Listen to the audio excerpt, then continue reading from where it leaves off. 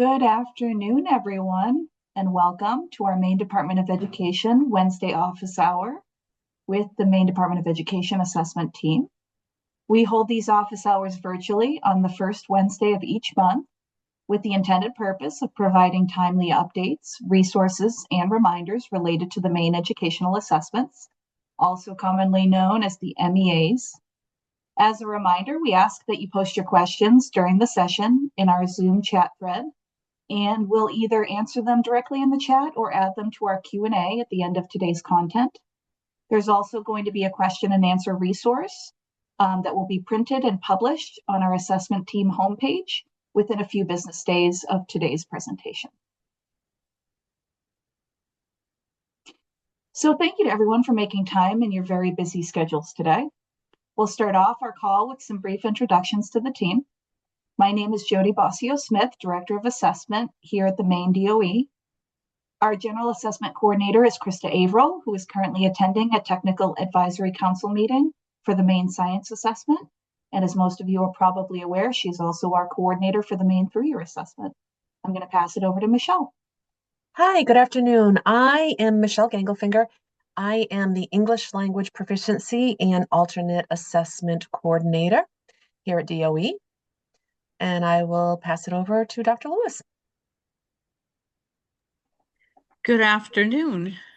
I'm Regina Lewis. I am the NAEP and the International Assessments Coordinator, and I would like to also mention that Daniela Crone is our office specialist, and she's behind the scenes driving the slides. We also are supported by Leah Jarvis, our business analyst, and I believe that brings us back to the top. Thanks, Dr. G. So on today's agenda, we have some general updates for you. We're also going to start off with some reminders about our general assessments, the Maine Through Year and Maine Science Assessments. We will give some updates related to the NAEP 2026. That's the National Assessment of Educational Progress. We have our WIDA access window opening on January 5th after the holiday break. So Michelle has some updates for you around that, as well as our alternate assessments, and then we will have our Q&A at the end. So we always like to begin by highlighting really the heart and soul of our work and our team is in our technical assistance to Maine schools, educators, and families. This fall, our team has been busy inside school buildings and across virtual screens, providing professional learning across state assessment programs. This is on a wide range of topics, accessing and interpreting score reports, foundational assessment literacy, participation and accessibility for all learners, reliable, valid administration across assessment programs. And it's through this element of the work that our team really fulfills the department's mission of providing information, guidance, professional learning, and support to schools and educators while promoting education excellence and equity for all Maine students.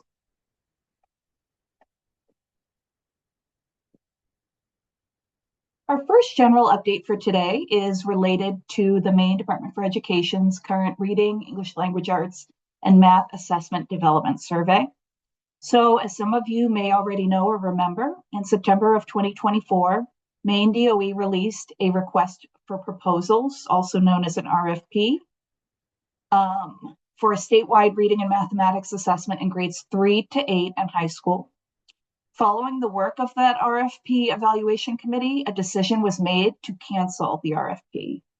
The bids that we received from different assessment vendors, along with subsequent conversations with the scoring committee and Maine DOE internal teams, revealed that the RFP document itself had gaps, which resulted in proposals that did not meet the needs of Maine schools.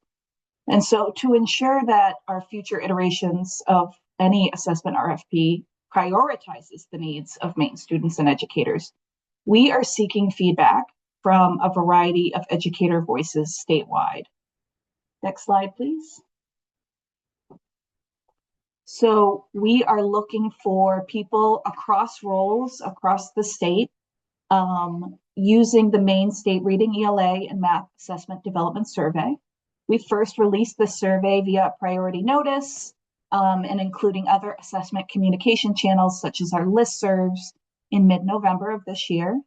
We utilized the primary contact list via NEO. And now following the November holiday, we're kind of nudging once again in the hopes of even broader distribution across Maine SAUs and schools.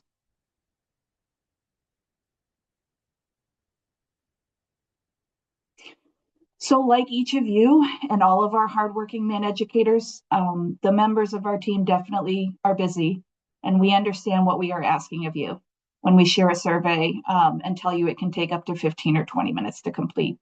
But we do feel that it's worthwhile and important that respondents to the survey are in varied roles across districts, various geographic regions and counties, representation of our state, and also that the people responding to the survey have access to foundational knowledge around assessment and also state accountability requirements under federal law. So the survey does include 3 embedded video resources. These are brief, up to a couple minutes each. They're clear, and they are designed to engage the survey audience meaningfully in the survey questions. So as you're sharing the link to the survey, which we are deeply hoping you will do with your local colleagues, please do emphasize to them that viewing the video resources is an important part of responding to the survey.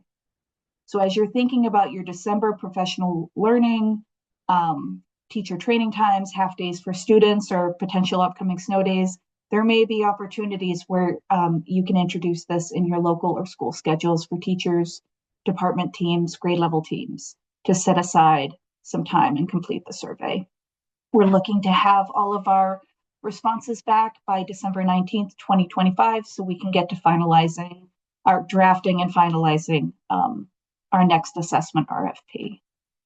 Just another quick note about the survey before we move on, and it's about anonymity before we leave this topic. So originally the intent for the RFP survey in reading and math was that the responses could be anonymous, and we were hoping that would encourage just a broader response rate.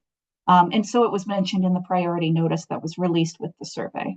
But we'll be transparent that the assessment team members are not savvy procurement specialists. And what we did not think of at the time was the necessity of ensuring that the folks responding to the survey, whose feedback we will be using in the drafting, are actually the intended audience, which is the Maine educational community. We need to make sure that the priorities being identified for this upcoming assessment RFP are actually coming from Maine educators and is not coming from AI, from vendors, or other private interests. And so therefore email addresses are required as part of the survey.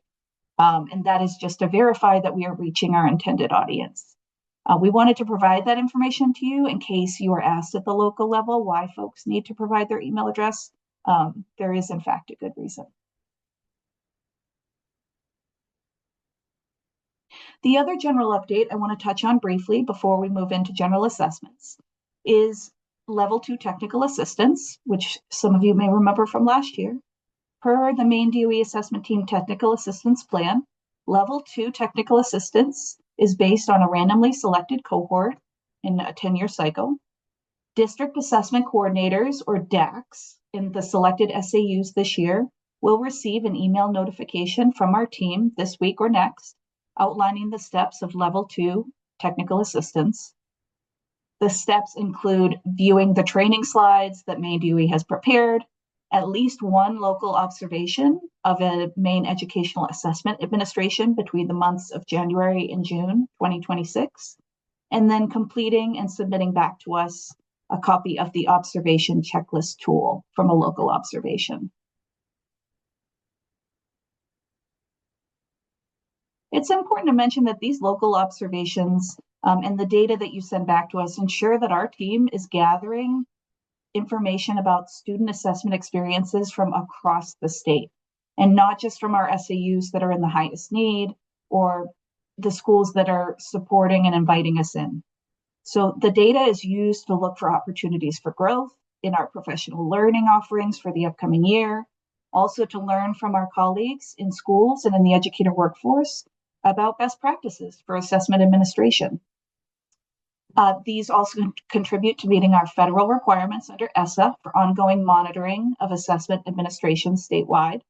And as I mentioned, those letters for randomly selected SAUs and district assessment coordinators will be sent out this week and next. And that's in advance of the WIDA Access administration window opening in January.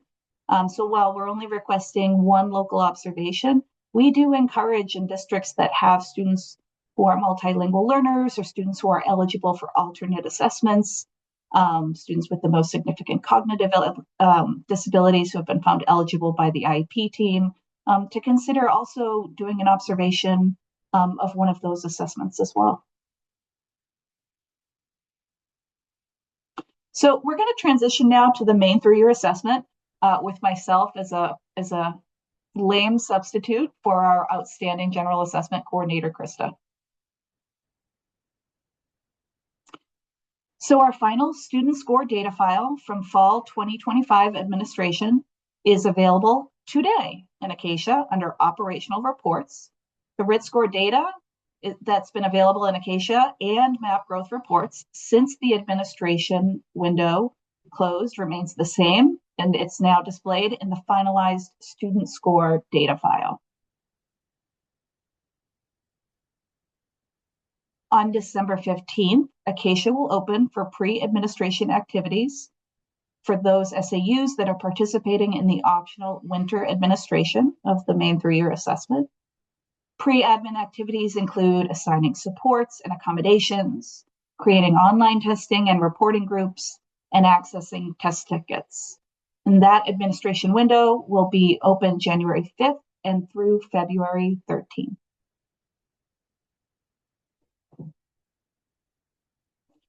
So just to note that schools will need to re-request paper-based forms for the optional winter administration. Those do not carry over from fall, and those requests will be due by January 30th for students who require a paper-based form of Maine Through Year. And we also have some additional important dates displayed on this slide, including the SAU data cleanup following the winter administration. As a reminder, Level 1 technical assistance is available for the Maine Through Year Assessment for all Maine SAUs and schools. As I mentioned, Krista has been in buildings and across screens this fall, building foundational understandings around assessment structure, how to interpret scores, accessing reports in both Acacia and the Map Growth platform. And also beginning December 15th, if you are a district assessment coordinator and would like support with pre-administration activities in Acacia. So please do not hesitate to reach out and request technical assistance by emailing Krista April. As a reminder, for technical issues within the Acacia platform, State Solutions Secure Browser or MAP platform, NWEA Maine Partner Support is available. The Maine DOE MEDM support team is available to support with updating student enrollment information in Synergy and staff information in NEO. And again, Krista is available for all questions related to assessment content, accessibility, scoring, reporting, and policy, and any problems that NWEA Maine Partner Support or MEDMs are not able to answer for you. And moving on to the Maine Science Assessment, the general assessment in science administered in grades 5, 8, and third year of high school. So Maine Science will continue to have 2 administrations this school year, high school administered from April 1st through April 17th, and grades 5 and 8 from May 11th through May 22nd. There will remain 3 sessions per grade level. Each session is 50 minutes in length for high school and 60 minutes in length for grades 5 and 8.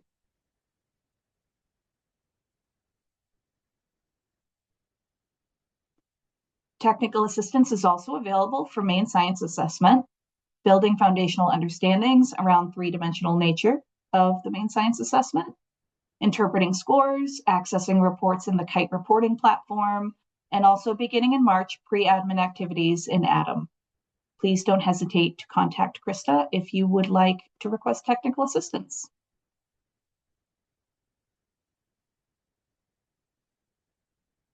So Maine Science also has a service desk. That's the KITE service desk. They can provide support for accessing reports between 23 and 25, They can support DACs in creating user accounts. Krista is available to answer questions related to assessment content, accessibility, reporting, and scoring, and to help with the creation of accounts in Kite. Manuals and guides on the Maine Science support page are currently being updated on a rolling schedule as we approach the 2026 administration. And that is a lot of talking for me today. So I'm going to happily pass it over to Gina for our NAEP 2026 updates. Very good. Good afternoon. I want to take a minute to remind you that the NAEP administration is around the corner. When we return from winter break in January, it'll be crunch time for NAEP. School staff, the field representatives, and I will be collaborating in the final preparatory steps for NAEP administration. If you have a school or school selected for NAEP in your SAU, please reach out to the building administrators to confirm that they have identified a school coordinator, verified the mode of administration, and added the scheduled assessment date to the school calendar. For NAEP 2026, the administration, approximately 1/2 of the schools in Maine will be participating on school devices, and the other half will be using NAEP-provided devices. Schools designated for school device administration need a designated NAEP application installer. This process is similar to that used for the state assessments. The school coordinator or principal needs to schedule an assessment planning meeting with the field representatives from NAEP. Providing the beginning and end date of the winter break will assist with scheduling this meeting. The administration model is indicated in the banner at the top of the school page. It's below the school name. The scheduled assessment date is indicated in the line between the school name and the model of administration. Please have the principal or school coordinator reach out to me as soon as possible if the scheduled assessment date does not work for the school. I will collaborate with the field team and the school coordinator to identify a new date that accommodates the school. The assessment planning meeting is scheduled by scrolling down to the appropriate tile, and it can be scheduled with the school coordinator or principal or both. On Monday, December 8th, this activity tile will open along with several other preparatory tasks. For schools designated for participation on school device, the NAEP application installer is indicated on the school team tile. The school application installer does not need access to the AMS. Immediately after the application's installer's contact information is provided, the installer will receive an automated email with the location and instruction for the installation of the NAEP application. The app installer's contact information can be provided on the school team tile by clicking on the blue plus button. Here is a screenshot of the information needed for designation of the NAEP application installer. There is a similar process for designation of the school coordinator. The school coordinator will need to access the assessment management system. Clicking the blue send button at the bottom of the team member tile will initiate an automated invitation for the AMS registration. The principal or school coordinator should verify that the school information is correct and provide any missing information in the grade information tile. To summarize the next steps for the NAEP 2026 administration, principals should identify school coordinators. School coordinators and principals should confirm that they can access the AMS and begin the tasks that will be available beginning December 8th. The application installer should be designated prior to the end of this month. The dates of winter break should be indicated. The scheduled NAEP assessment date should be added to the school calendar. Requests for date changes should be sent to me, Regina Lewis. As a heads up, the field representatives will begin reaching out to school coordinators next week. If there's no school coordinator indicated, the primary contact will be the principal of the school. The selected list of sampled students will be released on December 8th, and it will appear in the AMS. The school coordinator will need to begin reviewing the list of the selected students and assign the appropriate accommodations as necessary. Finally, the whom do I contact information for NAEP is contained on this slide. The field representatives are now available for assessment logistic questions. The NAEP AMS and eNAEP help desk can assist with technical issues with the AMS, including password recovery not working, and NAEP application installation questions. I am the primary contact for assessment date changes, AMS account creation, and accessibility policy questions. And now I'll be turning the presentation over to Michelle. Hi, thank you. So first, I will start with WIDA Access and WIDA Alternate Access. And please keep in mind the assessment window will be opening next month, so we are getting very close to this year's administration. So here is the WIDA Access timeline for your reference. I do want to draw your attention to the fact that materials will be arriving at SAUs or special purpose private schools next week. So please make sure that someone is prepared to receive them. They do need to be signed for, and they will arrive at the address listed in NEO. So once your materials are received, the district test coordinator will need to make sure packing slips and the materials received match. And if any additional materials are needed, they can be ordered once you receive your initial shipment. And as I said, make sure those packing slips and materials received match. That's very, very important because all materials are secure materials. Everything needs to be sent back to DRC at the end of the window. So it's really important that you make sure that everything matches so that way you can keep track and send everything back as appropriate. Once you've checked everything in, and if you realize that any additional materials need to be ordered, that can be done through the WIDA AMS Secure Portal. You can start by clicking on the Order and Manage Access Materials as shown on the first introductory opening homepage that you come to. And in order to place that new order, you can select an administration, district, and school from the drop-down menus and click Show Materials. Enter the quantities for the additional materials the district requires in the additional materials grid, and then you can hit the Complete button. There is an instructions tab on the page so you can see a detailed list of directions if needed. Both the WIDA Secure Portal and WIDA AMS provide a vast array of online resources to support TCs and TAs as they prepare for and administer the online access and alternate access assessments. With access for testing approaching, I want to highly recommend that TCs and TAs take advantage of these resources as they begin the process to administer this year's assessment. There's the online help, which provides step-by-step instructions to help complete tasks related to student and test management. There are many knowledge articles that provide in-depth answers to questions about managing users, adding accommodations, organizing registrations, or accessing reports. And that is found on the DRC landing page. It's on the second column, bottom row. And then there are several WIDA assessment webinars, and the webinars allow users to take advantage of ongoing assessment webinar series training. This week, WIDA assessment webinars focus on test security and technology troubleshooting. So you can find links to those webinars on the WIDA AMS webpage. A secure login is needed since those are on the WIDA on the secure login.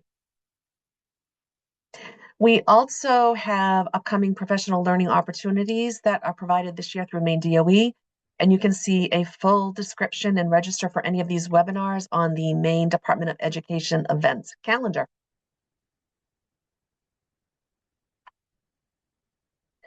Here is the Who Do I Contact for help or support. We've got the WIDA Client Services Center for support with WIDA Secure Portal accounts and assessment training.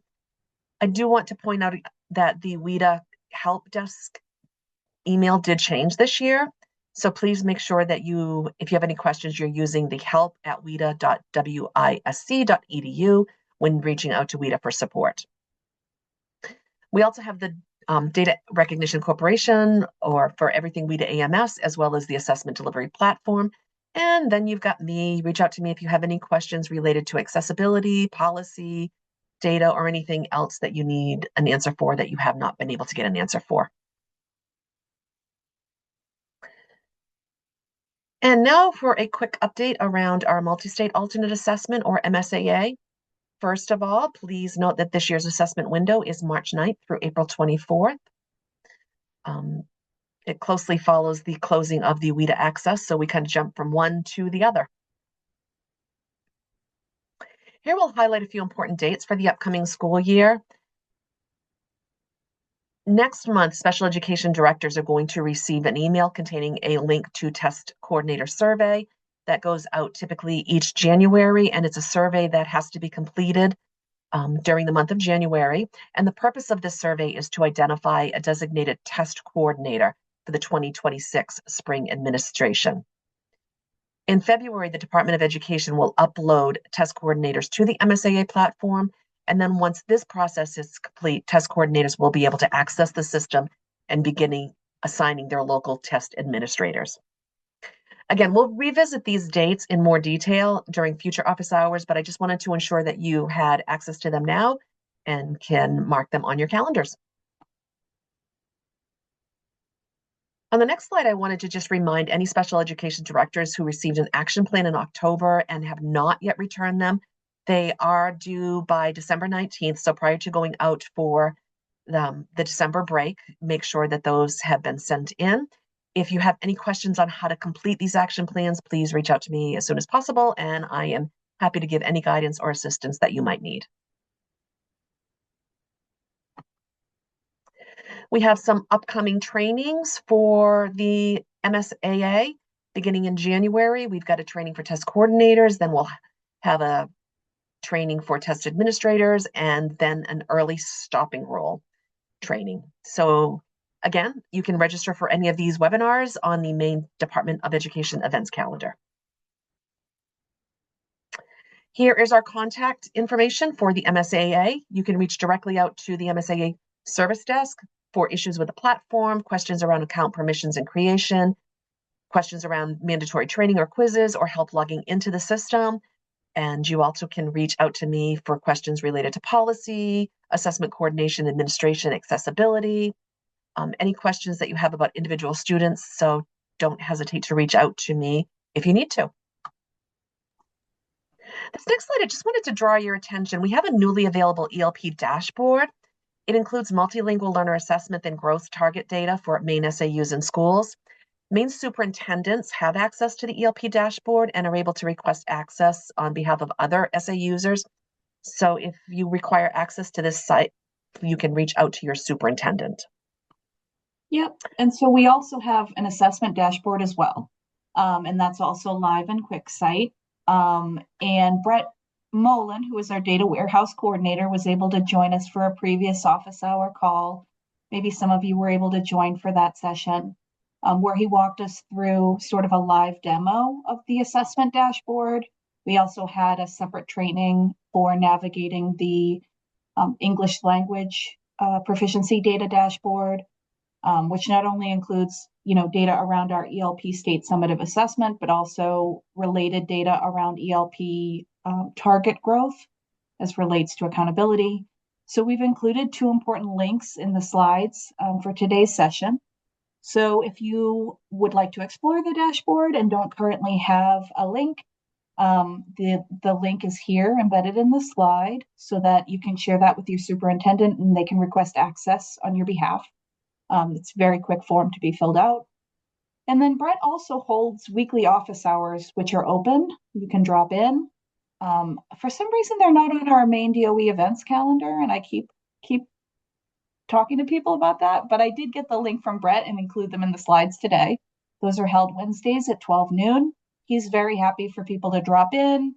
He'll walk them through the site. He'll teach them how to run different kinds of reports, whether it's within the assessment or the ELP dashboard.